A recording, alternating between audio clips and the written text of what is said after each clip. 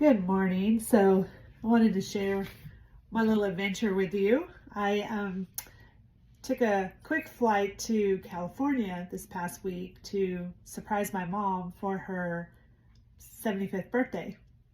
And so yesterday I was flying home from San Diego to Austin, and it was a crowded airport. Some flights were delayed. I think my flight was about 40 minutes late. So anyways, it's after midnight, probably closer to 12:40 when I get my bags and get out of the airport to go to the parking structure to get my car. And 45 minutes later, I'm still looking for my car. I cannot find my car in the parking structure.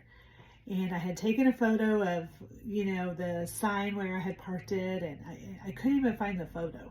So I was just getting scared because I'm walking around in a dark parking structure by myself, and the further back into the structure I got, the spookier it was, and I went up and down every aisle, and I was really getting discouraged and close to tears and exhausted, and I was dragging two suitcases around, and it was a lot.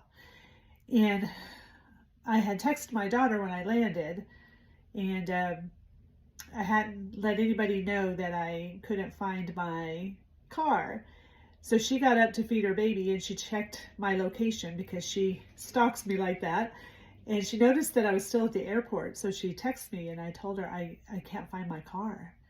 And so she, of course, was going to get in her car and come and get me. But right after that, I found my car. So she didn't have to, thank goodness. But then I got home, and everything. And then this morning she called me like, "What happened, Mom?" I just don't know. I couldn't find my car. I was looking everywhere. It was scary. I was exhausted. I put in thousands of steps going up and down the parking structure. And my husband was kind of getting on me because I didn't call him. And I didn't call her, and I didn't call anyone and say, "Hey, I can't find my car. Can you just come and get me? And we can worry about this tomorrow." And I was telling them, it's because I didn't want to bother you. It's the middle of the night. It's like 2:30 in the morning. I don't want to wake someone up and tell them, come all the way to the airport because I can't find my car. I just don't want to be a bother. And so I was thinking about it on my way to the office today, and I was thinking, don't we do that a lot with God? We've got something going on, and we could really probably use his help. Maybe we're wandering around in the dark parking structure of whatever's going on in our life, but we don't ask him for help because we don't want to bother him, or we feel insignificant, or God's got better things to do than worry about me and my little issue. And it just kind of reminded me that, number one, I was never alone in the parking structure because God was with me. But number two, it's okay to ask for help. It's okay to ask our family for help. It's okay to ask our friends for help, people around us. I had a man come up to me in the parking structure and ask me for directions. And it's certainly okay to ask God for help.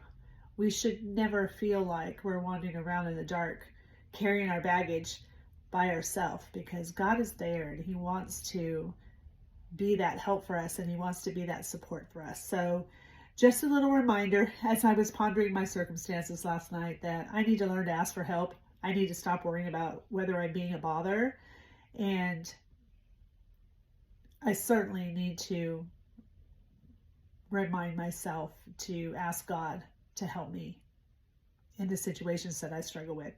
And so do you. So that's my little takeaway from my experience last night, and I just wanted to share that. I pray you have a blessed day, and that you get all the help you need in whatever way you need it. God bless.